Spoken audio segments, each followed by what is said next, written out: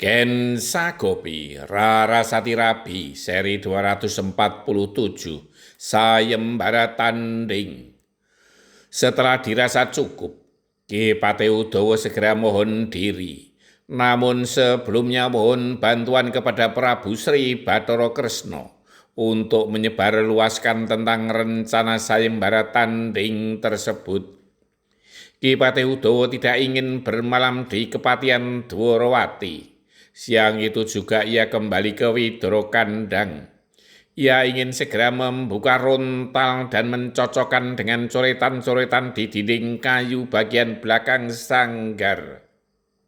Sementara itu Prabu Sri Bathara Kresna telah menyampaikan pesan Ki Patih Udawa lewat Raden Setyaki dan para senopati Dwarawati. Raden Setyaki menyayangkan jika nanti kademangan Widara Kandang dan juga Rarasati jatuh ke tangan orang yang tidak terpuji wataknya.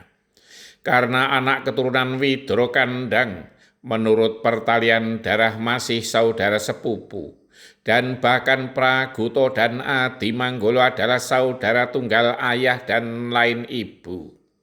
Oleh karena itu, Raden Setyaki jika saatnya sayembara tanding tiba, juga mohon izin untuk menjadi saksi agar tidak terjadi kecurangan. Prabu Sri Bathara Kresna pun mengizinkannya. Beberapa senopati Dwarawati tertarik untuk mengikuti sayembara tanding itu.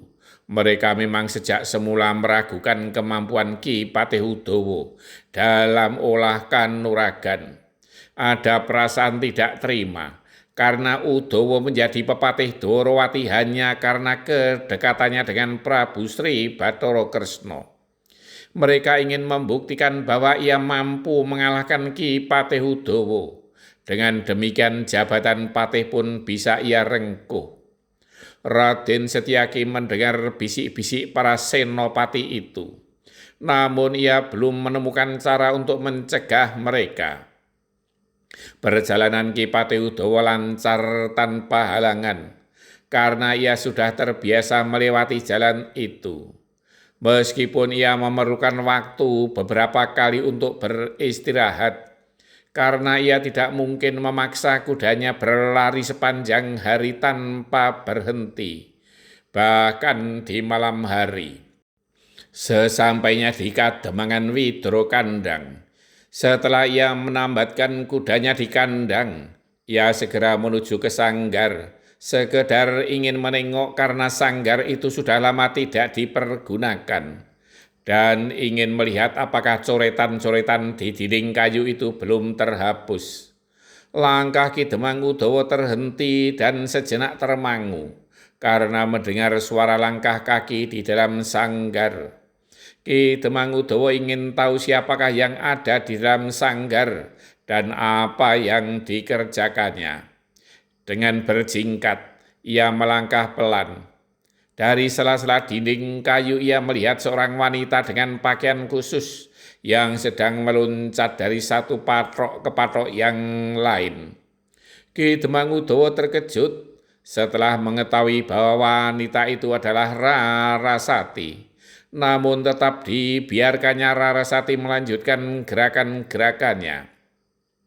Ki Demang Udawa ingin tahu sejauh mana Rarasati menguasai gerakan-gerakan itu.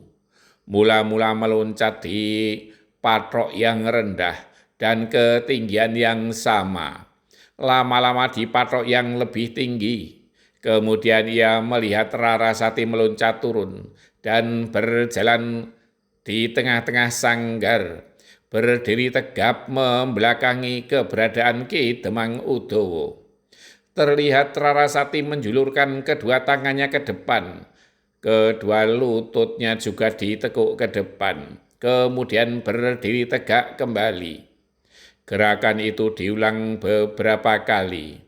Ki Demang Udawa baru ingat, itu adalah gerakan-gerakan awal seperti yang tergambar di dalam buku yang terletak di almari di pojok sanggar itu.